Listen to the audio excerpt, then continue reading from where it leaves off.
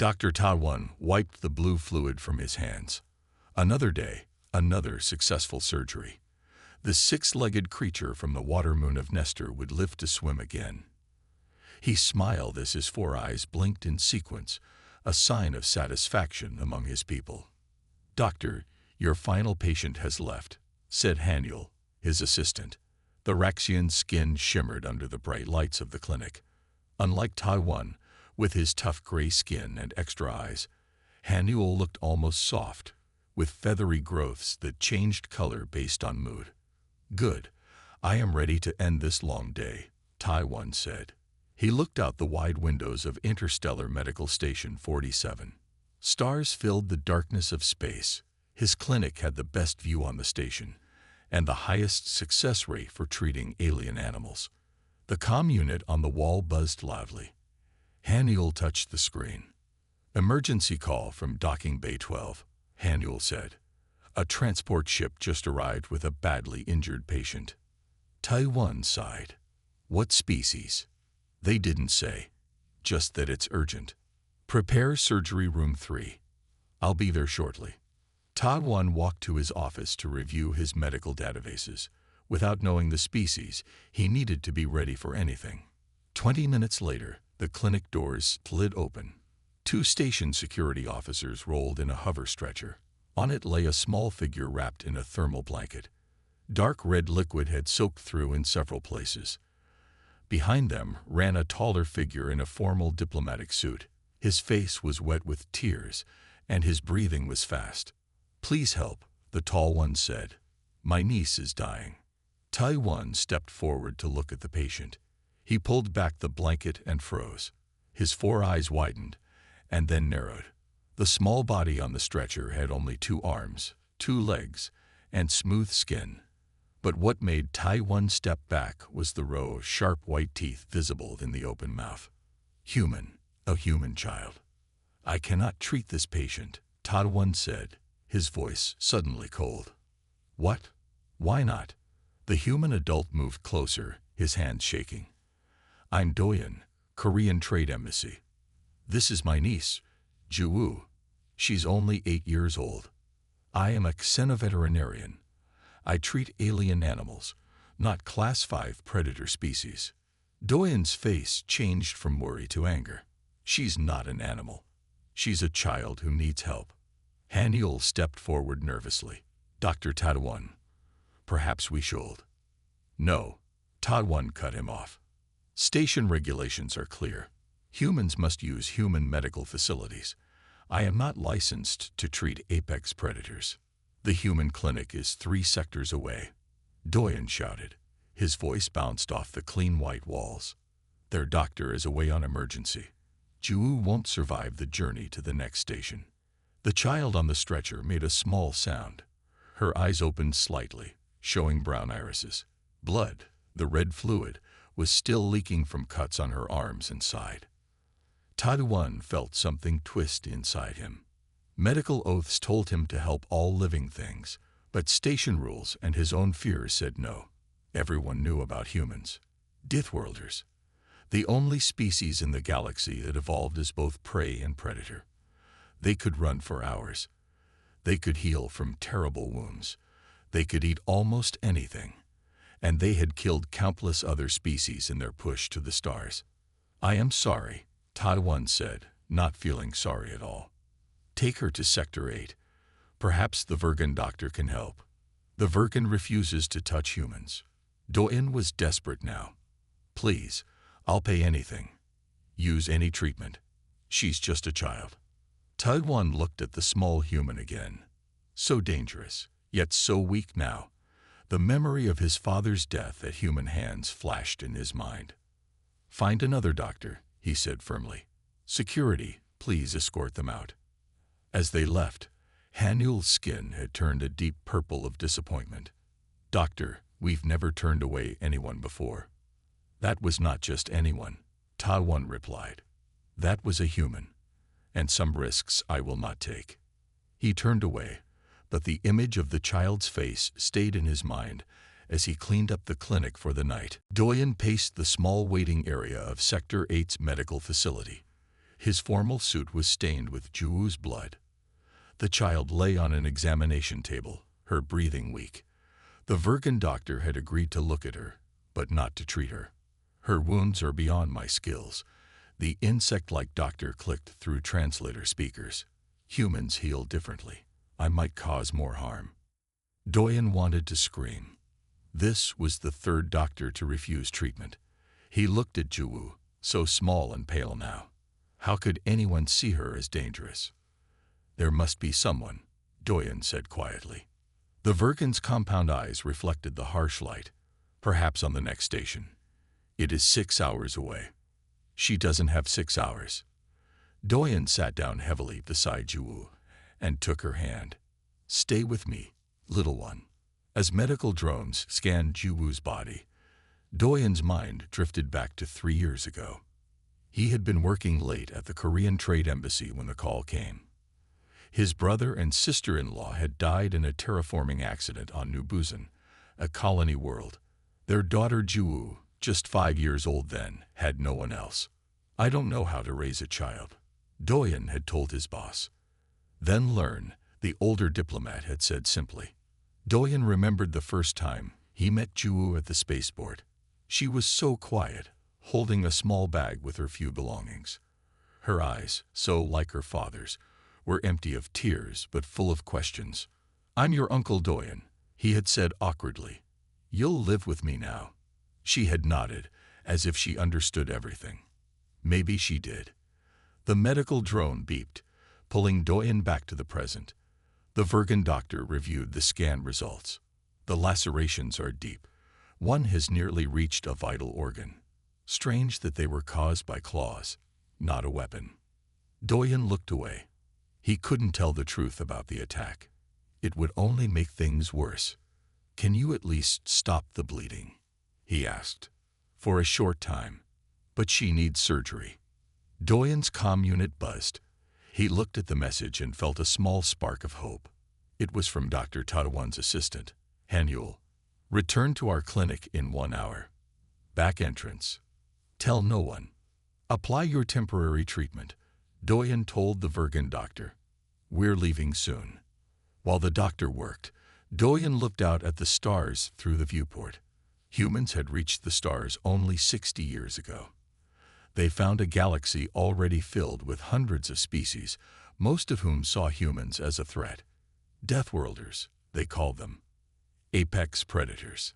Even now, many stations had separate areas for humans, and special regulations limiting where they could go. Doyen had spent his career trying to change minds, one trade deal at a time. But now, with Juwoo's life on the line, he saw how deep the fear ran. The Virgin finished the temporary treatment. This will hold for 3 hours at most. She needs real help. Thank you, Doyen said, gathering Juwoo gently into his arms. He transferred payment and left without explaining where they were going. As he carried Juwoo through the quieter corridors of the station, he whispered to her, Stay strong, little tiger. I promised your father I would keep you safe, and I will. He remembered another promise he had made to himself, never to tell Juwoo the full truth about the attack, about why she had been targeted. Some secrets were too dangerous, even for a species everyone already feared. When they reached the back entrance of Dr. Taiwan's clinic, Hanyul was waiting, his feathery skin now a worried yellow color. The doctor doesn't know I contacted you, Hanyul whispered. But I could not let a child die because of fear. Doyen nodded gratefully. Neither could I. As they slipped inside, Doyen knew this was just the beginning of their troubles. But for now, Juwoo had a chance, and that was all that mattered. Dr. Taiwan couldn't sleep. He tossed in his sleeping pod, images of the small human child haunting him. He had turned away a patient in need. That went against everything he believed as a doctor.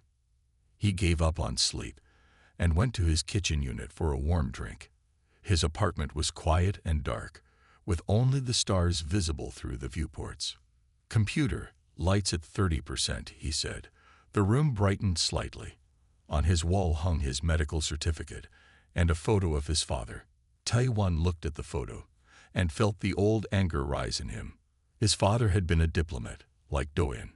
During the first meetings between humans and other species, something went wrong. A misunderstanding, they said later. But a human soldier fired a weapon, and Taiwan's father was among those who died. Taiwan was only a child then. He grew up hearing stories about dangerous humans who came from a planet so harsh that they had evolved to be perfect killing machines. The door chime interrupted his thoughts. Who would visit at this late hour? Computer, who is at my door? Haniel, medical assistant. Taiwan frowned. Enter. The door slid open and Haniel stepped in. His feathers were a bright, anxious orange. Doctor, I need to speak with you, Haniel said. It's the middle of the night cycle. It's about the human child. Taiwan stiffened. I made my decision. I brought them to the clinic. You did what? Taiwan's 4 eyes all widened in shock. The child is dying. No one else will help. Haniel's feathers darkened to a deep red of determination. You took an oath to help all living beings. Station regulations are less important than a child's life. Haniel moved closer. Doctor, I've worked with you for 5 years. I've seen you save creatures that others said couldn't be saved. Why is this different? Taiwan turned away. You know why. Because of your father. But this child had nothing to do with that. It's not just that. Humans are dangerous. Their bodies are built to kill. Haniel's feathers rippled with frustration. I studied human culture. They're not just killers. They create art, music. They care for their young with great devotion. Pretty words don't change what they are. Then see for yourself, Haniel challenged. The child is in surgery room 3. Her uncle is waiting outside. At least look at her before you turn them away again. Taiwan wanted to refuse, but he was a doctor first. Fine, I will examine her, but I make no promises. They walked to the clinic in silence. When they arrived, Doyen was sitting outside surgery room 3, his head in his hands. He looked up when they entered. Hope and fear fought in his eyes. Doctor, he said, standing. Thank you for coming. I have not agreed to help yet, Taiwan said coldly. I will examine the child first. Inside the room, the small human lay on the medical bed. Monitoring drones hovered around her, beeping warnings. The temporary treatment from the Virgin doctor was already failing. The child's face was very pale now, and her breathing was shallow. Taiwan looked at the readings. Her body is in shock. She has lost too much blood. Can you help her? Doyen asked from the doorway. Taiwan hesitated. He had never treated a human before. Their biology was both similar to and different from other species. If he made a mistake, the station authorities would punish him severely for treating a Class 5 predator without proper licensing. But as he looked at the child's face, so young and vulnerable, he saw past the species to the patient in need. I will need human medical records, he said finally. And blood. Do you match her type? Doyen's face lit up with hope. Yes, we're compatible. I already checked. This goes against regulations, Taiwan warned. If anyone finds out, no one will know, Haniel promised. I've disabled the clinic's automatic reporting system. Taiwan took a deep breath. Very well. Prepare for emergency surgery. Haniel set up for blood transfer from the uncle. As they began work, Taiwan pushed aside his fear and focused on saving a life. Human or not, his patient needed him now. Dr. Taiwan studied the human medical files on his screen. He had never seen anything like it. Humans had only one heart, but it was strong. Their blood carried oxygen, like many species, but it was red instead of blue or green. Most surprising was their ability to heal. Their cells can rebuild damaged tissue very quickly, he told Haniel, who was preparing surgical tools. It's almost like they evolved to survive injuries. That's why they're classified as predators, Haniel said. They can take damage and keep fighting. Taiwan looked at Juwu on the medical bed. Blood was flowing from Doyen's arm into hers through a tube. The uncle sat nearby, watching his niece with worried eyes. "These wounds," Taiwan said, examining the deep cuts on the child's side and arm. "They weren't from an accident, were they?" Doyen looked away. "No. What made them? I need to know to treat her properly." Doyen hesitated. She was attacked by a Kreth guard animal. Taiwan's 4 eyes blinked in surprise. Kreth. But they only use those at high-security facilities. Yes, Doyen didn't explain further. Taiwan decided not to push for now. The child's life came first. Questions could wait. "I need to close these wounds," he said. "My tools are designed for other species. We'll need to modify them." "We have a Kraxelian tissue sealer," Haniel suggested. "Their biology is closest to humans." "Good idea. Get it ready." Taiwan turned to Doyen. "I need your help. I don't know how human children respond to pain medicine.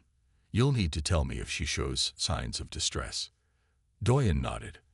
"I'll wash her carefully." As Taiwan prepared to operate, he felt strange. He had treated hundreds of species, but never a human. His hands trembled slightly as he picked up the modified tissue sealer. "Doctor." Haniel noticed his hesitation. "I'm fine." Taiwan steadied himself. "Begin recording surgical notes. Voice only, no video." "Recording on," Haniel confirmed. "Patient is a human female child, approximately 8 years old. Multiple lacerations to right side and arm. Blood loss severe." Taiwan spoke calmly as he began to clean the wounds, beginning with deepest wound on right side. As he worked, Taiwan's professional focus took over. The human body was fascinating.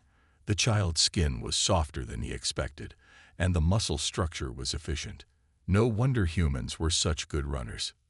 "Remarkable," he murmured as he sealed the first wound. "The cells are already responding to treatment. See how they're beginning to knit together."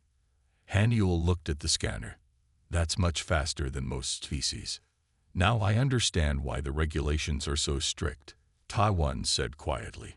"A species that can heal this quickly would be very hard to stop in combat." The surgery continued for 2 hours.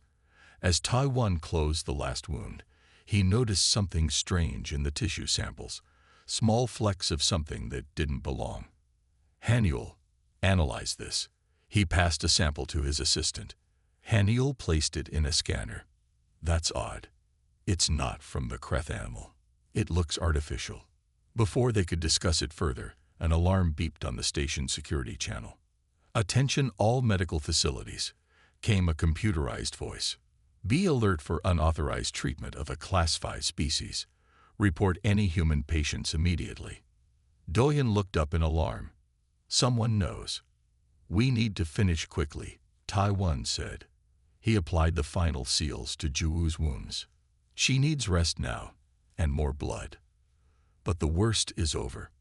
As if hearing his words, Juwu's eyes fluttered open. She looked at Taiwan's alien face without fear. "Thank you," she whispered before closing her eyes again. Something changed in Taiwan at that moment. This child, this human, had thanked him. She hadn't seen him as different or frightening. She had simply seen someone who helped her. "We need to move her," Haniel said urgently. "The security scan will reach our clinic soon." "Take her to my apartment," Taiwan decided. "No one will look for her there." As they prepared to move Juwu, Taiwan wondered what other surprises this human child might bring, and what trouble might follow her. A sleek black ship docked at Station Port 17. The pilot moved with purpose, his steps quick and certain. His name was Guy Seok, and he was a hunter. Not of animals, but of those who broke the laws of the Galactic Union. His silver badge identified him as a regulation enforcement officer. His real job was to find and stop illegal activities that threatened the peace between species. Guy Seok was tall for his kind, with smooth blue skin that darkened when he was angry. Right now, it was very dark. Officer Guy Seok, the station security chief, greeted him. We weren't expecting enforcement to send someone so quickly. Tell me about the human, Jai Seok said, not wasting time on greetings. A child, injured, arrived with her uncle on a trade ship yesterday. They visited 3 medical facilities, then disappeared. Jai Seok's eyes narrowed. Show me the security recordings. As he watched the videos, he paid special attention to the alien veterinarian who had turned them away. Dr. Taiwan, something felt wrong about that encounter. Check medical supply requisitions for the past 24 hours, Jai Seok ordered. Look for anything unusual. The security chief tapped at his screen. There was a request for human-compatible blood substitutes from the Cargo Bay Medical Office, but that office has been closed for repairs. Who made the request? It came through Dr. Taiwan's clinic. Jai Seok smiled coldly. I thought so. I'll start there. As Guide Seok walked through the station, his mind went back to 20 years ago. He had been young when humans expanded into his people's space. His family had a small shipping business near the border. When human corporations moved in, they couldn't compete. His family lost everything. He didn't hate all humans, but he believed in rules. Species classifications existed for good reasons. Class 5 predators were dangerous. Their treatment required special facilities and trained doctors. Without them, both patient and doctor were at risk. Jai Seok reached the clinic and found it closed. A sign said, "Emergency calls only."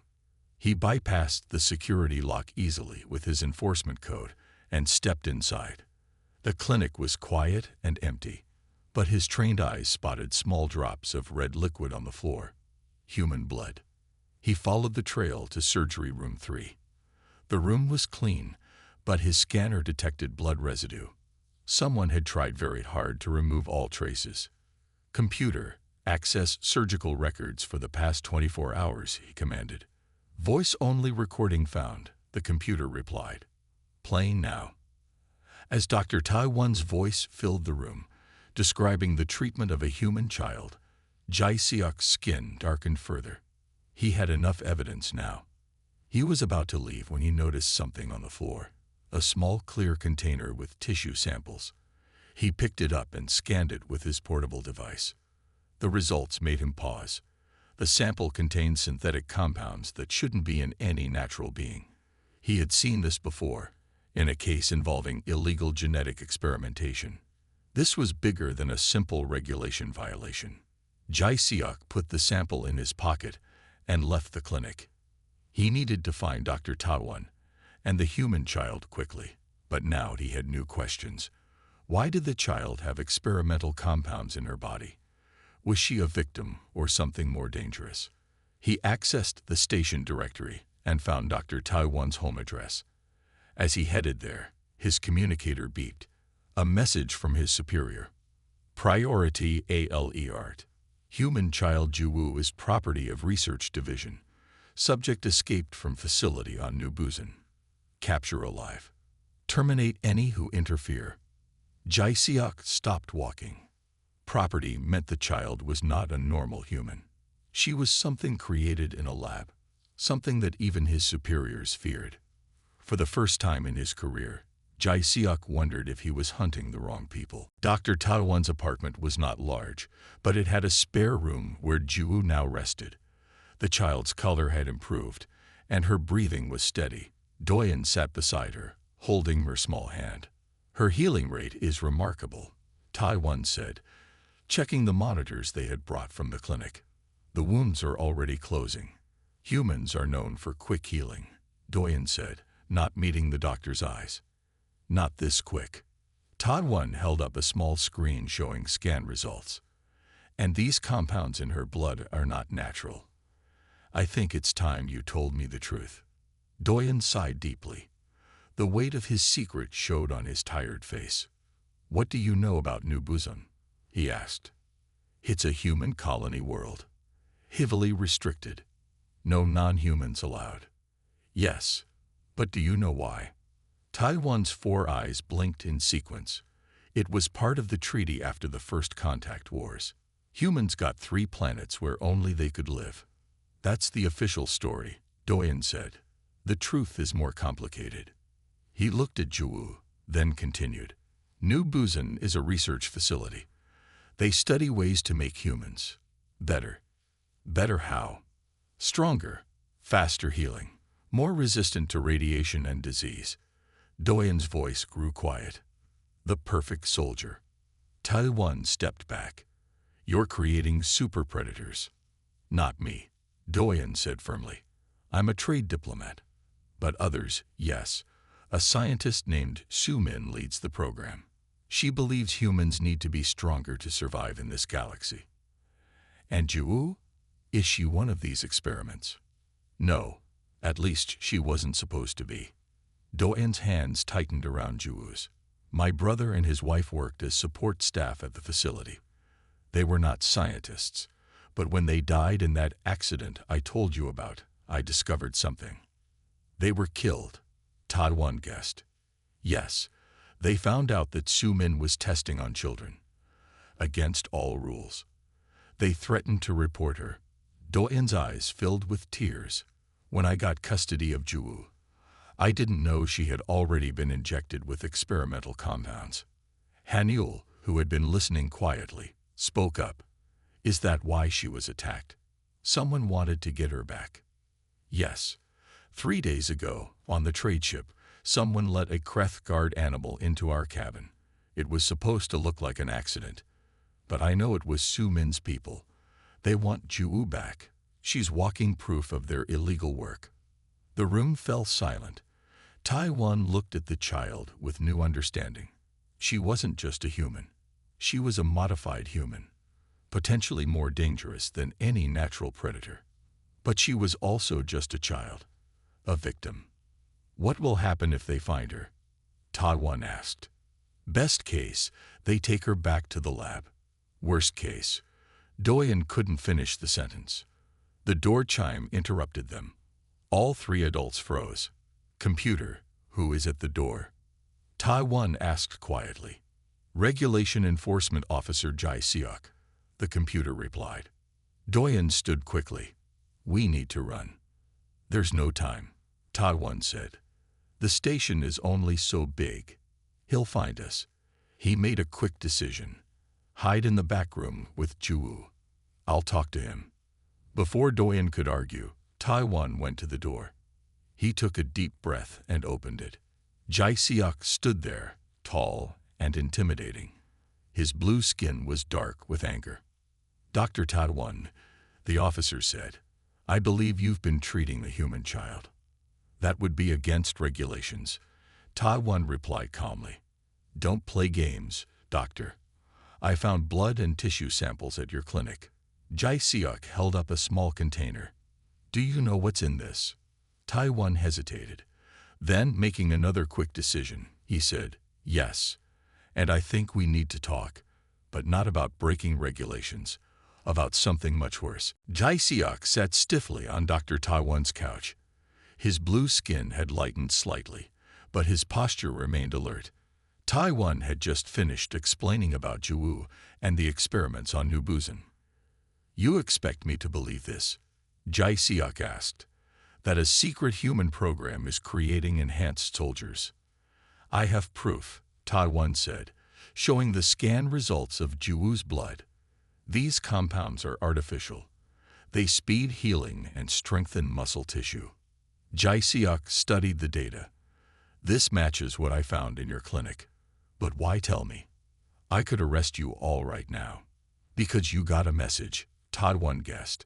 Something about Juwu being property instead of a patient. Jai Seok's skin darkened in surprise. How did you? It makes sense. If she escaped from their lab, they would want her back quickly.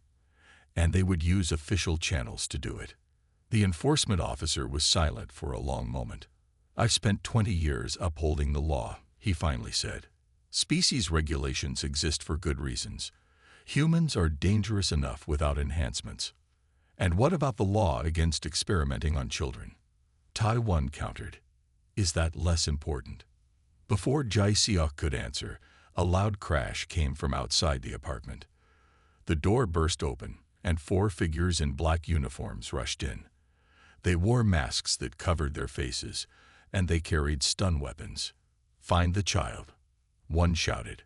Jai-seok reacted instantly. He pulled out his own weapon and fired at the intruders. One fell, but another shot back. The energy blast hit Jai-seok in the shoulder, sending him crashing into the wall. Tai-1 dove behind the couch.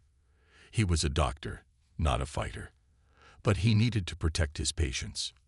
"Hanyul," he called, "get Juwoo and Doyen out through the emergency exit." From the back room, he heard Hanyul's quick response. "Moving now." The intruders advanced into the apartment. One headed toward the back room. Tai-1 grabbed a heavy medical scanner and threw it at the attacker's head. It connected with a satisfying crack, and the figure stumbled. Jai-seok, though injured, managed to fire again from his position on the floor. Another intruder fell. The remaining two took cover behind the kitchen unit. "You're interfering with a government operation," one called out. "Hand over the child, and no one else gets hurt." "Which government?" Jai-seok demanded. "I'm a regulation enforcement officer, and I have no orders about attacking civilians."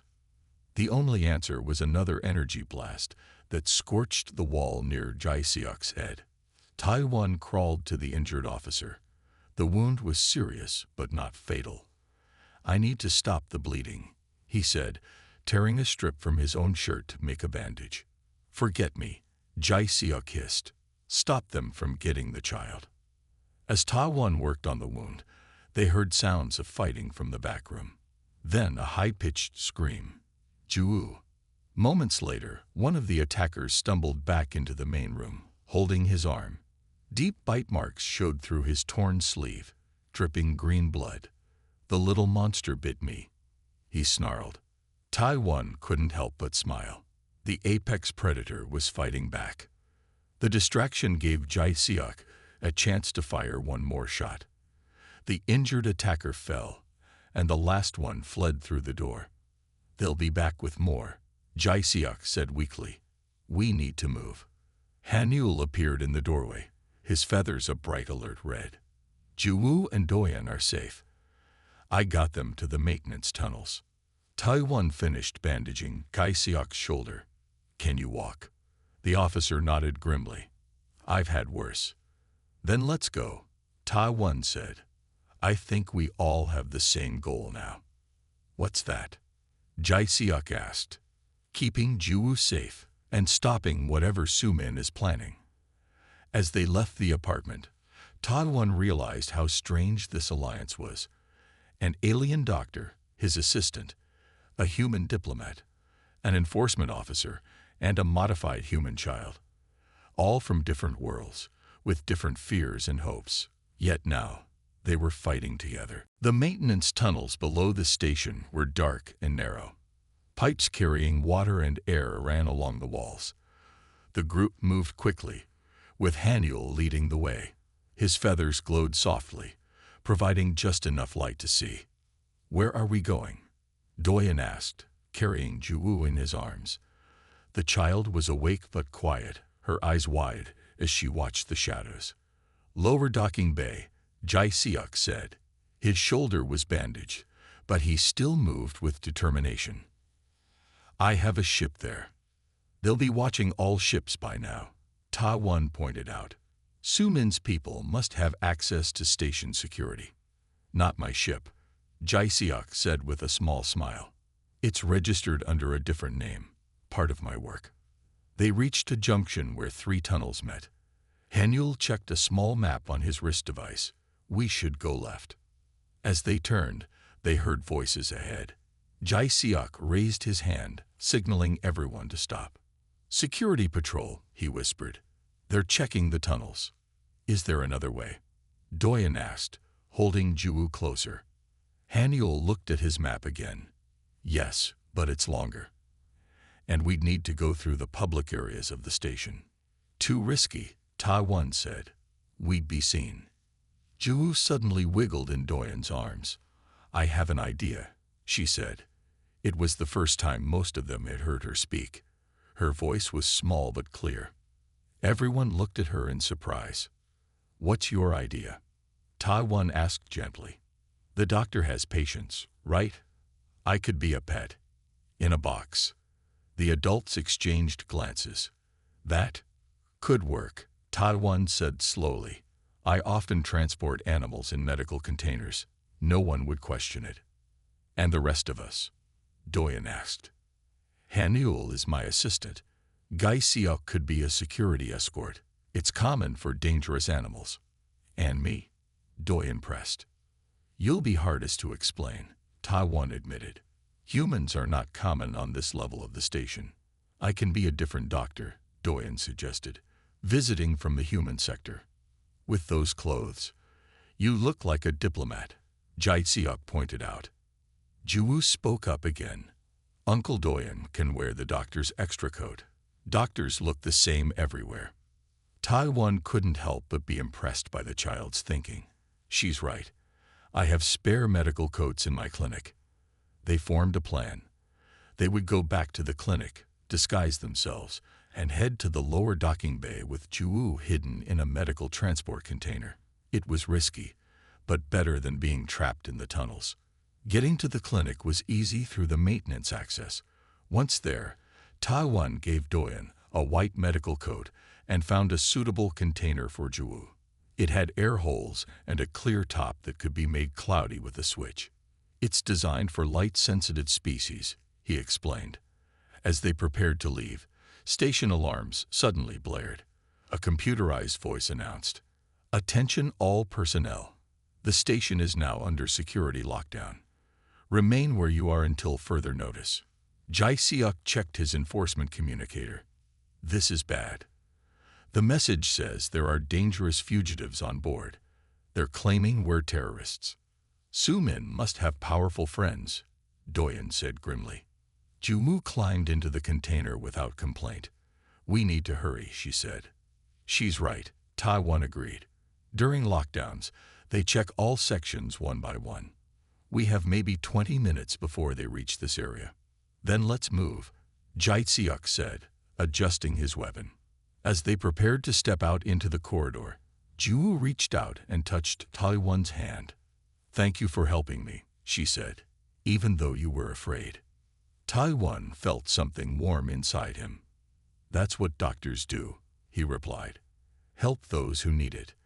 With Juwoo safely hidden, they opened the clinic door and stepped out into the chaos of a station in lockdown, hoping their disguises would hold long enough to reach Gai Seok's ship. The corridors of the station were filled with nervous people. Security officers checked IDs and searched bags. Dr. Tai-1 pushed the medical container with Juwoo hidden inside. Doyen walked beside him in the borrowed white coat. Jai Seok and Hanyul followed close behind. Medical emergency, Tai-1 told each security checkpoint. Dangerous animal needs transport. His professional manner and Jai Seok's enforcement badge got them through most checkpoints easily. But as they approached the lower docking bay, they saw more guards than usual. Something's wrong, Jai Seok whispered. They're specifically watching this area. A tall figure stepped out from behind the guards. It was a human woman with cold eyes and short gray hair. She wore a lab coat with the new Busan Research logo. That's Sumin, Doyen breathed, his face going pale. She came herself, Hanyul said in surprise. Juwoo must be very important to her. Tai-1 looked at the container where Juwoo was hidden. The child had been so brave. He couldn't let her be taken back to that lab. We need a new plan, he said quietly. Before anyone could suggest something, Sumin's voice came over the station speakers. Attention. We know you have the human child. She is dangerous and needs special care. Hand her over, and no one will be punished. Sumin's eyes scanned the crowd. When she spotted Doyen, she smiled without warmth. We're trapped, Doyen said. No, Tai-1 replied firmly. We still have one option. He turned to Jai Seok. As an enforcement officer, can you request an emergency broadcast to all station residents? Yes, but why would that help? Because the truth is our best weapon now. Jai Seok understood. He used his badge to access a nearby comm panel. Emergency override code 77 Alpha. Station-wide broadcast requested. The computer beeped in confirmation. Broadcast ready. Begin when ready. Taiwan stepped forward. Attention all station residents and visitors. This is Dr. Taiwan, Chief Veterinarian. I need to share important information. All around the station, screens and speakers carried his words. Even Su-min stopped to listen, her eyes narrowing. 3 days ago, I refused to treat a human child because I was afraid. Humans are classified as dangerous predators, and I let that fear guide me instead of my doctor's oath. I was wrong. Taiwan looked at the container where Juwu was hidden. This child taught me that we are more than our species classifications. She is brave and kind, and thinks of others before herself. He turned to face Su-min directly. But she is also the victim of illegal experimentation. The new Busan research facility, led by Dr. Su-min, has been modifying human children against all galactic laws. Gasps and murmurs spread through the crowd. Su-min's face hardened with anger. I have proof, Taiwan continued, nodding to Hanyul, who sent the medical scans to the station's public information system. These scans show artificial compounds in the child's body, compounds designed to make humans even more dangerous. Su-min stepped forward. This is a security matter. That child is property off. No living being is property. Taiwan's voice was strong now. And no child should be experimented on, no matter their species. Around them, station residents of many species were watching and listening. Some moved closer to Su-min's guards, blocking their way to Taiwan's group. A voice came over the station system. This is Station Commander Yule. Security forces will take Dr. Su-min and her team into custody pending investigation. The human child will remain under Dr. Taiwan's care for now. Su-min looked around frantically, but she was surrounded. Station security officers moved toward her instead of Taiwan's group. 3 months later, Dr. Taiwan's clinic had a new sign. All species welcome. In a special room designed for human patients, Ju sat on an examination table while Taiwan checked her healing wounds. The illegal compounds are almost gone from your system, he told her. You're becoming a normal human child again. Were you afraid I would stay dangerous? Ju asked. Taiwan smiled. I learned something important from you, Ju. Being dangerous isn't the same as being bad. Humans evolved as predators, yes, but you use that strength to protect, not harm. Doyen, now officially Juwu's legal guardian, watched from nearby. The human embassy has offered us permanent residence on the station. Good, Taiwan said. I need someone to help me teach other species about humans, and I think Juwu would be a perfect ambassador. The child smiled, showing those predator teeth that had once frightened Taiwan. Now he saw them differently. Just another part of a remarkable species that had taught him to look beyond fear to find understanding.